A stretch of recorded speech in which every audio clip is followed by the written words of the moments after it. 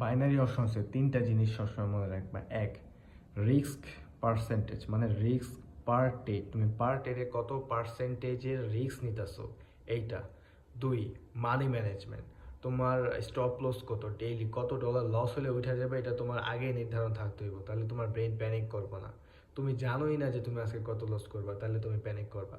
কিন্তু তুমি যদি আগেই নির্ধারণ করে রাখো যে আমি আজকে এত ডলারের বেশি লস করব না, এনাফ। বাইনারি অপশনসে লস না করলেই প্রফিট অটো হয়ে যায়, তোমার জাস্ট লস আটকাইতে হইব, প্রফিট করার চিন্তা করতে হবে না, প্রফিট অটো হয়ে যায়। তুমি যদি লস আটকাইতে পারো প্রফিট অটো হয়ে যায়। And third thing is emotion control, most important. Emotion control কি আছে? ইমোশন কন্ট্রোলে আছে গ্রিড, লোভ।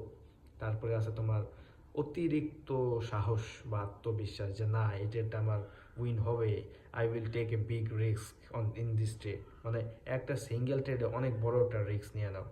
এটা হচ্ছে ইমোশন কন্ট্রোল। এটা যদি কন্ট্রোল করতে পারো নিজেরে, তাহলে অনেক অনেক বড় ক্ষতির থেকে তুমি বাইচে যাবে।